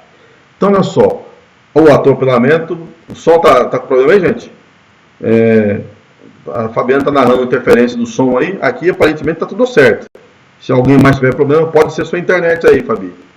Aqui, por mim, está tudo certo, tudo tranquilo. Vamos lá. Então, olha só. Segundo inciso, quando decorrente de atos ilícitos. Então, olha só. Lembrem, para a galera do quinto semestre já assistiu a minha aula, então já sabe. O ato ilícito civil. O Neverson, bêbado, furou o sinal vermelho e incorreu em duas ilicitudes, duas normas de trânsito que ele infringiu. Então, olha só. No momento da UTI, no momento que o Tadashi está internado na UTI, ele está ali, a gente não tem dimensão, o advogado, ele não tem dimensão de que o Tadashi vai precisar. Naquele momento, nós podemos entrar com ação, com um pedido genérico, pedindo a condenação e liquidar o valor depois, que é o tópico de outra ação. Por quê? Porque a gente não tem condições de estabelecer, né? Porque o Tadashi ainda está convalescendo ainda. Então a gente não sabe, a parte não tem como definir com clareza exatamente o que ele precisa. A gente só sabe que ele está com problemas de saúde decorrente do acidente de trânsito, mas a gente não sabe as consequências. Se ele vai ter uma perna amputada, se ele vai precisar de prótese, se ele vai precisar de fisioterapia, e se precisar de fisioterapia, por quanto tempo ele vai precisar da fisioterapia. Você não sabe quanto tempo ele vai ficar internado, você não sabe quais os remédios ele vai precisar, então você não consegue formular um pedido certo e determinado. Aí cabe o pedido genérico, ok? E agora sim, pedidos implícitos. Estou vendo aqui, o Léo Murta já respondeu aqui o artigo 491, tá? O que é o pedido implícito, gente? Pedido implícito, gente, é aquele pedido, como vou até aproveitar aqui o que o Léo Murta colocou, né? São aqueles pedidos que, por mais que você não peça expressamente na petição, eles são considerados, né? São considerados como contidos no seu pedido principal. Quais são esses pedidos implícitos? Vamos lá. você pede que ele lhe indenize aplicando juros e correção monetária. Mas você esqueceu de colocar isso. O juiz, a atualização financeira do valor, através de juros, de mora e correção monetária, está implícito no pedido. Só isso. Verbas de sucumbência e honorários advocatícios. Está incluso, está implícito. Por mais que você não peça, ele é considerado implícito. Ele está adjacente ao pedido principal. Está onde isso, professor? Artigo 322, parágrafo 1º, né? Então, lá, o professor Alessandro está colocando aí, correção monetária, juros, as verbas de sucumbência, honorários advocatícios, né? Então, esses valores são considerados como são considerados como pedidos implícitos. Beleza? Rapidinho, então, aqui, gente, para a gente avançar. Já são 8h30, já temos aqui, só fazer aqui uma olhadinha aqui em jogo, como é que nós estamos aqui. Ótimo, agora nós estamos aí exatamente com 59 alunos presentes. Beleza? Aqui tem aluno entrando, aluno saindo, tá uma beleza. Ótimo, vamos seguir. Vamos lá. Aditamento ou alteração do pedido. Isso aqui é importante. Isso aqui eles fogem um pouquinho da nossa petição inicial, mas eu trouxe para dentro aqui, porque o assunto pedido é importante vocês estarem dentro. O pedido na petição inicial ele tem possibilidade de ser alterado ou ser aditado. Isso está onde? Lá no artigo 329. Muito bem, professor Alessandro, tem que matar o advogado que não pede honorários, porque tem. Por exemplo, aqui no 8º semestre, tiveram vários alunos que não colocaram condenação de honorários, né? Mas aí, estou dando desconto que foi a primeira. Na próxima, nós vamos pontuar e vamos canetar aí os pedidos, né? Vamos lá. Vamos seguindo então, gente. Seguindo então. Então, o aditamento, a petição inicial ela pode ser aditada ou alterada, tá? Nas condições do artigo 329. Que é a situação? Olha só, se eu vou aditar o meu pedido, alterar o meu pedido, posso fazer isso? No atual código, pode. Qual é o momento? Até a citação, eu posso alterar o pedido da minha petição inicial sem ouvir o réu, tá? Sem ouvir o réu. Até a citação, o réu não foi citado. Você protocolou a petição inicial e você, meu Deus, protocolou e falou assim, meu Deus, eu esqueci um pedido. Ou eu errei um pedido. Ótimo, calma, tranquilo. Nem tudo está perdido. Artigo 329, parágrafo 1º, ele nos traz lá. Se o réu não foi citado, você pode alterar ou aditar o pedido, né, sem ouvir o réu. Se o réu foi citado, você pode aditar ou alterar até a fase do saneamento do processo, até a fase saneatória, mas aí o réu tem que manifestar se ele concorda ou não com a alteração do pedido. E ele tem 15 dias úteis para fazer isso. Beleza? Vamos seguir a nossa petição. Exatamente, isso que eu ia falar aqui. Agora, na prática, gente, na prática, bem lembrado, o professor Alessandro está falando aqui, na prática, nenhum réu concorda com a alteração do pedido. Porque a alteração do pedido depois que o réu é citado significa que o juiz vai apreciar mais um pedido contra ele. Então o réu, logicamente, não vai aceitar. Aí eu volto a dizer, por isso que eu disse a importância da petição inicial e da leitura do caso, da leitura, da entrevista do seu cliente, no caso prático, né? E na prática simulada, como nós vamos fazer, já começamos a fazer, você tem que ler com atenção, interpretar com atenção e escrever os pedidos com atenção. Porque depois você pode, se você errar, você pode trazer prejuízos para o seu cliente. Beleza? Vamos seguir. Só isso, professor? Só. Agora vamos falar algo aqui que vai ter em todas as petições. E aqui nos exemplos que eu dei, já dei exemplo disso. Nós temos ainda, vejam só, o pedido é tão importante que já estamos mais de meia, já temos uns tempos que falando só de pedido. Lá no artigo 327 vai trazer as regras de cumulação de pedidos. Então, olha só. O que é? Só licencinha aqui, gente, para me dar um gole de água aqui. O que é cumulação de pedidos? É aquela possibilidade na sua petição inicial de você fazer 2 ou mais pedidos contra o réu. Então, a acumulação de pedidos nada mais é do que você fazer vários pedidos. Olha só, aqui, por exemplo, eu falei para vocês aqui do casinho do acidente de trânsito, Eu falei condenação de dano material, moral, dano estético. Cada um desses é um pedido, né? Cada um desses é um tipo de dano que estão sendo aqui cumulados, né? Estão sendo cumulados. Então, acumulação de pedidos é você fazer vários pedidos no processo. No caso da turma do 8º semestre, da petição, o pedido era com cumulação, porque eu estava pedindo reintegração de posse e indenização dos frutos que foram vendidos e indenização dos prejuízos ao imóvel e ao maquinário da fazenda. Então, eram 3 pedidos. É mais de um, então eu estou falando de acumulação de pedidos. E nós temos 2 tipos de acumulação de pedidos. Nós temos a acumulação de pedidos subjetiva e temos a acumulação de pedidos objetiva. A subjetiva, gente, é facinha. O que é a acumulação de pedidos subjetiva? É bem simples. Aí nós vamos estar diante daqueles casos de litisconsórcio, quando nós temos pluralidade de parte. Então, quando nós temos lá, por exemplo, um autor contra 2, 3, 4, 5 réus, nós temos lá no polo passivo vários réus, juntos, né? Conjuntos. Vários réus respondendo àquela única ação. Então, nesse caso, os pedidos atingem os 5. Nós temos uma acumulação subjetiva que está relacionada à pessoa do réu. Então, por exemplo, pegando o exemplo da turma do 5º semestre, quando entra com ação indenizatória contra a empresa de ônibus e o motorista, eu tenho uma acumulação de pedido subjetiva, porque nós temos 2 réus, litisconsórcio, fazendo o link de responsabilidade civil com o processo civil a parte de litisconsórcio. Professor, eu não lembro o que é litisconsórcio. Minha resposta, vai estudar. O professor Alessandro já te explicou o que é litisconsórcio, o que é litisconsórcio ativo, o que é litisconsórcio passivo, o que é litisconsórcio unitário, o que é litisconsórcio simples, né, e etc. Vai estudar, pega o caderno e vai ler. Então, acumulação de pedido subjetiva se relaciona com pluralidade de partes, litisconsórcio. E a objetiva? A objetiva é que nós vamos gastar tempo aqui. A acumulação objetiva, então, é vários pedidos contra o réu. E aí, ela se divide em acumulação própria e imprópria, né? Vamos lá. Acumulação própria e imprópria. Acumulação objetiva própria e imprópria. Prestem muita atenção nesse ponto da aula, gente.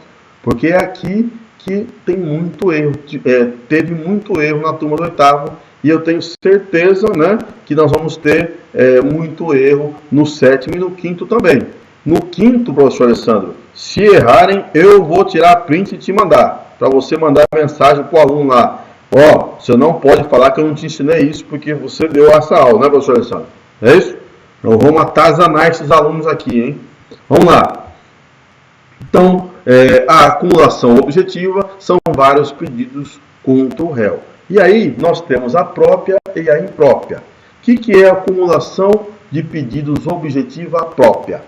Própria é aquela acumulação de pedidos quando o autor pede vários pedidos contra o réu e ele espera que todos aqueles pedidos sejam deferidos.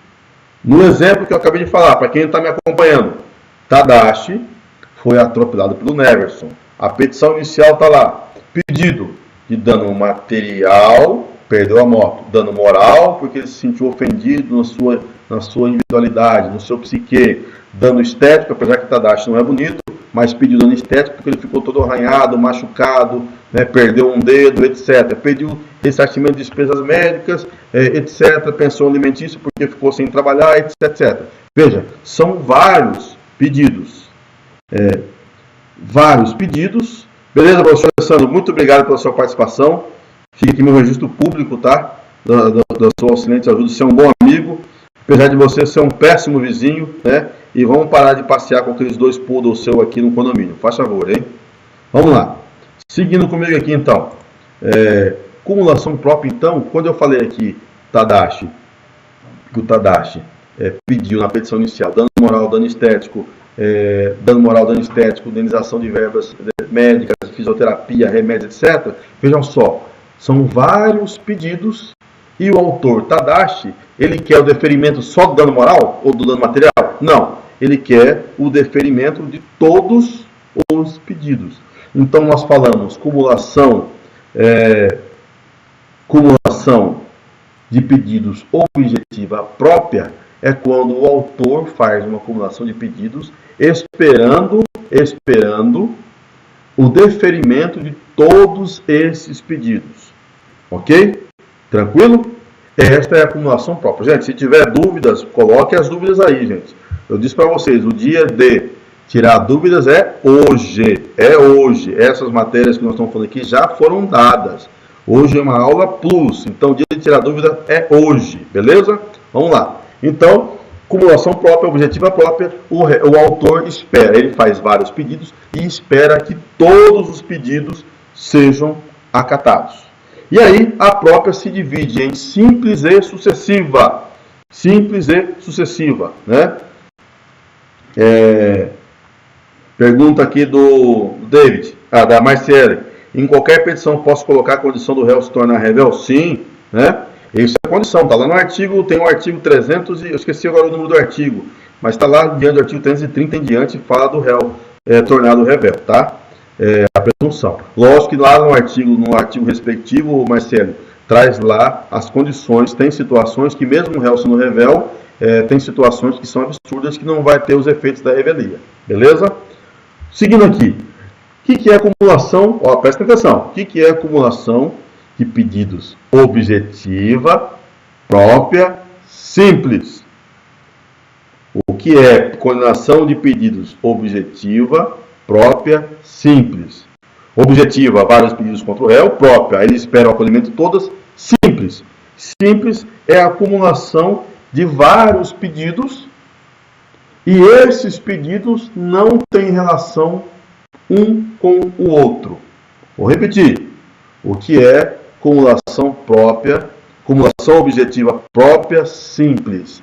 São vários pedidos contra o mesmo réu, onde o autor espera o deferimento de todos eles e todos eles são independentes, autônomos um do outro. Vamos pegar aqui isso. Voltando para o exemplo. Tadashi, você e o Neverson estão ferrados hoje. Tadashi, na petição inicial, está pedindo: Excelência, quero que o senhor condene o Neverson a pagar X reais por dano moral, material, estético, indenização de despesas médicas, fornecer tratamento de fisioterapia e ainda pensão alimentícia por decorrente de responsabilidade civil. São 6 pedidos. 6 pedidos de condenação, ok? Esses pedidos são independentes ou são dependentes um do outro? Pense aí. 6 pedidos. Eles são dependentes ou independentes? Você já sabe, o Tadashi pediu, então ele quer os 6 pedidos. Ele quer condenação, dano material, dano moral, dano estético, despesas médicas, fisioterapia e pensão. 6 pedidos. Esses pedidos são dependentes ou independentes um do outro? Pensou? A resposta: esses pedidos são independentes, autônomos. Eles não têm relação de dependência um com o outro. Então, quando isso é pedido dessa forma, então nós falamos então que esse pedido ele é acumulado de forma objetiva, própria e simples. Porque os pedidos não têm relação de dependência, não têm relação de dependência um com o outro. Eles são autônomos. Gabriel, sim e não, depende, né? Depende do pedido. Que despesa médica é aquelas despesas do tratamento. Fisioterapia já é depois, né? O momento. Então aí pode-se fazer essa divisão. Beleza, Gabriel? É que eu separo só para deixar mais claro, né? Porque despesas médicas, o que é despesas médicas? Aquela despesa ali do hospital, que a gente costuma dizer na prática. É aquele atendimento hospitalar, visita ao médico. Fisioterapia, lembra que fisioterapeuta não é médico, né? Então é para ele recuperar ali o movimento da perna, do braço, etc. Beleza? Vamos lá. Então, só recapitulando. Acumulação de pedidos objetiva própria simples, os pedidos são autônomos. E a sucessiva? Logicamente. Se a simples eu falo que os pedidos são autônomos, na sucessiva, os pedidos têm relação de dependência. Dependência. Como assim, professor? Olha só, agora vamos sair do exemplo. Vamos sacanear quem aqui? Vou sacanear a Marciele. É a Marciele mesmo que está aqui. Já enchi seu saco hoje, né, Marciele? Então eu vou encher seu saco agora, mais uma vez. No simples, pedidos autônomos independentes entre si. O dano material é independente do dano moral, que é independente da despesa médica, que é independente da fisioterapia, que é independente de remédio, que é independente do dano estético, que é independente da pensão. São todos os pedidos cumulados, mas um independente do outro. Na cumulação sucessiva, objetiva própria sucessiva, os pedidos, olha o nome, são sucessivos. Então, o segundo pedido, ele é dependente do primeiro. Professor, dá exemplo. Vamos para o exemplo. Marciele conheceu quem? Não, Marciele mesmo, Vamos fazer a moral aqui com Pimenta. Marciele conheceu Afonso Pimenta, né? Pimenta, faz de conta que você é solteiro. Marciele conheceu Afonso Pimenta. Ótimo, né? Que beleza, né? Afonso Pimenta, né? Já aí, né? Tranquilo, do alto de sua experiência, vê Marciele, menina novinha, né, Afonso? Bonitinha, Marciele, ótimo. Começa a namorar e o seu Afonso vai lá e pá, carimba. Pronto, Marciele está grávida. Seu Afonso desespera e dá no pé, né, seu Afonso? Só fez o filho e vazou. Não reconhece o filho. Depois de 9 meses, você vê o resultado. Depois de 9 meses, você vê o resultado. Olha lá, Marciele barriguda, de filho do nosso glorioso Afonso, lá do 8º semestre. Olha só que beleza, né? Muito bem. Acompanhe comigo o raciocínio, gente. Acompanhe o raciocínio. Marciele te procurou no escritório. Ela quer o quê? Ela quer 2 coisas. Ela quer o reconhecimento. Ótimo, Alan, obrigado. Ela quer, a Marciele, então, nesse exemplo que eu acabei de narrar, ela vai buscar o juiz que ela quer 2 coisas. Primeiro, eu disse para vocês, Afonso não reconheceu, ele só fez. Enquanto estava na parte boa, ele estava lá comparecendo. Na hora que a Marciele, olha, Afonso, eu preciso falar com você, sabe? Então, atrasou. Calma, Adriana, a sua peça no final, eu já disse. Olha só, atrasou, ele sumiu no mundo. Ótimo, olha só, gente. Pedido sucessivo. Ela vai te procurar para você entrar com uma ação judicial contra Afonso. Qual é a nossa ação? A ação de investigação de paternidade, cumulada com alimentos. Por que o nome da ação é assim? Por que são esses pedidos?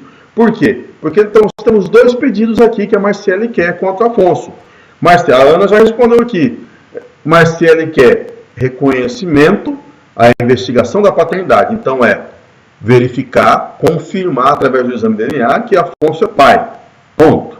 Então ela quer. Primeiro pedido dela na petição, reconhecimento da paternidade através do exame de DNA. Segundo pedido, pagamento de pensão. Agora, a situação da sucessiva é diferente da simples. Da simples, eu disse, os pedidos são autônomos. Na sucessiva, os pedidos são dependentes. Se o juiz saiu o exame, se saiu o exame de DNA e o exame de DNA falar assim, olha, Marciele, você está de sacanagem, né? Você está de sacanagem. Você veio aqui perante mim aqui, dizendo que o Afonso é o pai, chegou o exame aqui, o pai não é Afonso. O pai é aquele cara muito bem citado nos exemplos lá do 7º, chamado Andrei Beira-Rio. Não tem nada a ver, lógico, no exame de DNA não vai sair quem é o pai, né? Vai dizer só que o Afonso não é. Mas vai dizer, o juiz fala, olha, Afonso não é pai. Olha só, os pedidos são sucessivos. Se o Afonso não é pai, é o primeiro pedido, investigação de reconhecimento da paternidade. Se o juiz diz que o Afonso não é o pai, o juiz vai apreciar o pedido de pensão? A pergunta que você tem que fazer. Consequência lógica, o juiz não vai apreciar o pedido de pensão. Por quê? Porque só paga a pensão quem é pai. Se o juiz, ao decidir a investigação, disse, olha, Afonso não é o pai, consequentemente, o segundo pedido não vai ser apreciado. E nem o terceiro. Aguarde regulamentação de visita. Por que não vai ser? Porque o segundo pedido tem relação de dependência com o primeiro.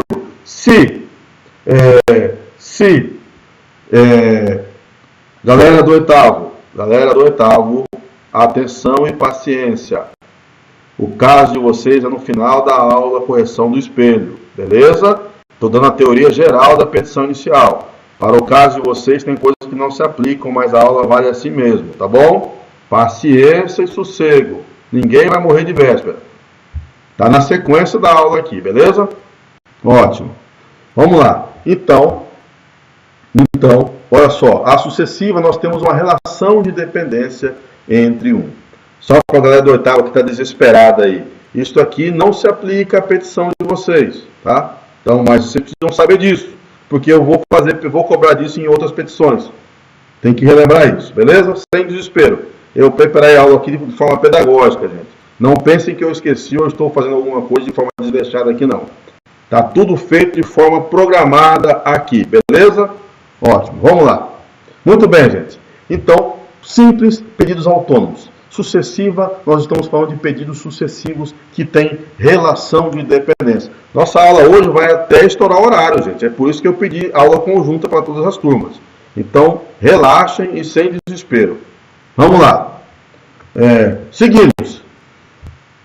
Falamos da sucessiva. Agora, cumulação imprópria. Cumulação imprópria, gente. Cumulação imprópria. Vamos lá. Deixa eu só ver aqui. Nós já estamos aí 1h30 falando aqui, gente. Vamos lá. Cumulação imprópria, gente. O que é acumulação imprópria? Cumulação imprópria é quando o autor ele faz vários pedidos, mas na própria, lembra, na própria nós falamos, ele espera que todos sejam atendidos. Na imprópria, o autor faz vários pedidos, mas ele não espera que todos sejam atendidos.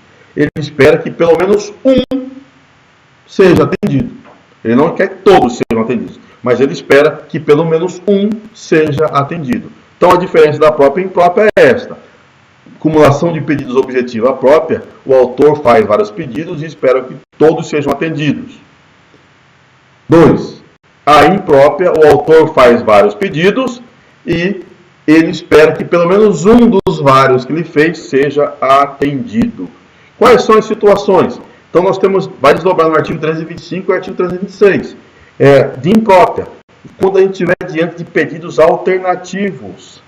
O que é pedido alternativo? Quando o autor pede uma coisa ou outra. Excelência, olha, eu quero que o senhor condene o réu a me devolver o carro ou me pagar o valor equivalente. Nós estamos num pedido alternativo, uma obrigação alternativa. Comprei e vendi um carro para alguém e agora esse alguém não me pagou. Eu quero o meu carro de volta ou o dinheiro de volta. Então aí nós estamos diante de uma acumulação objetiva imprópria. Eu fiz 2 pedidos, mas eu espero que pelo menos que um deles sejam atendidos. No caso aí, acumulação, nesse caso é uma acumulação de pedidos alternativos. Cumulação eventual, que é o 326, é diferente. Como assim, professor? São para aquelas situações onde eu faço vários pedidos, mas agora eu vou na sequência, eu faço a minha escadinha de pedidos, que está lá no artigo 326. Excelência, olha, eu estou aqui com uma situação contratual, eu quero que o senhor declare esse contrato inválido. Se o senhor não declarar esse contrato inválido, vamos dar um exemplo, vamos montar um exemplo aqui agora. Você entra com uma ação, você descobre que usaram o seu nome, você celebrou um contrato de adesão com um banco. E esse contrato trouxe lá juros de 100% ao mês, e outras regras. Você fala, excelência, esse contrato é nulo de pleno direito que ele não obedeceu. Você vai pedir para o juiz a anulação do contrato. Aí, seu primeiro pedido, excelência, eu quero a anulação do contrato. Mas, excelência, se o senhor não entender que é caso de anulação, eu quero que o senhor suspenda, reduza o valor da multa contratual pelo inadimplemento. Se o senhor não entender, porque eu quero rescindir o contrato, vamos lá, voltando. Se o senhor não entender que é caso de anulação, eu quero que o senhor me autorize a rescisão, declare a rescisão do contrato. Se o senhor não entender que é caso de anulação do contrato, nem de rescisão, que o senhor então interprete o contrato para reduzir a multa, esses juros escorchantes de 100% para X%, ou que o senhor autorize tais coisas. Então veja só, na acumulação eventual eu tenho pedidos, que eles vão ser vários pedidos, eu quero o primeiro pedido. Mas se o juiz não me der o primeiro, eu peço o segundo. Se ele não me der o segundo, eu peço o terceiro. São pedidos alternativos numa sequência. O objetivo da ação é anular o contrato. Mas se o juiz entender que não é caso de anulação, você pede a rescisão. Se o juiz entender que não é caso de anulação nem de rescisão, Ele vai, eu quero a redução da cobrança de juros, e assim em diante. Tá? Parágrafo 1º do 327 traz os requisitos, tá? Os requisitos da acumulação eventual. Tá? É só ler lá os requisitos, que é compatibilidade, igualdade de competência e adequação do procedimento. Beleza? Vamos avançar aí, gente. Valor da causa. Já falamos disso nas aulas aí, principalmente no 7º e do 8º semestre. Valor da causa, artigo 319, inciso 5, junto com 291 a 293. Na turma do 8º, vários alunos erraram o valor da causa. Valor da causa, gente, nada mais é que a expressão econômica do proveito do autor. O que se espera que ele vai receber naquela ação? O que se aguarda? Qual é o benefício econômico que o autor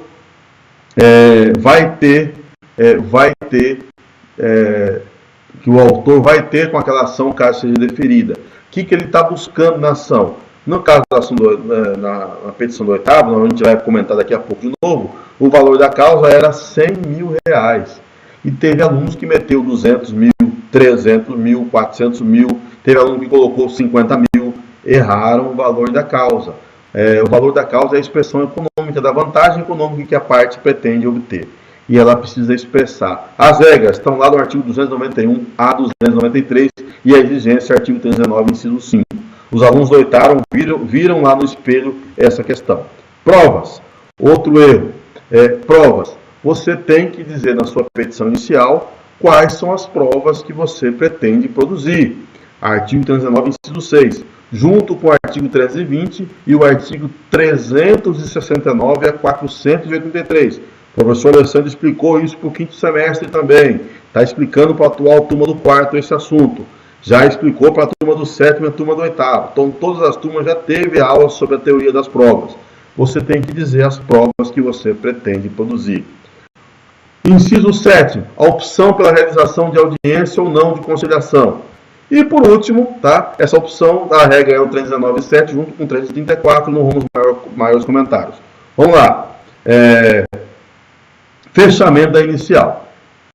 Muito bem, Ana. Já a gente vai voltar nesse assunto, tá? Depende, né? O valor da causa, mas a nossa ação era uma ação de reintegração de posse com indenização pelos frutos.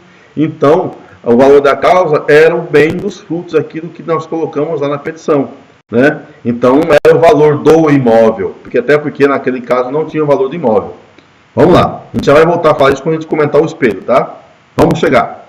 Então, fechamento da inicial é o fechamento. Data, assinatura, data e assinatura. Beleza? Tá tranquilo? Temos alguma dúvida quanto a essa parte? Agora nós vamos chegar no que a galera do 8º está desesperado aí, perguntando, Ana, Adriana, tudo desesperado aí. Agora nós vamos entrar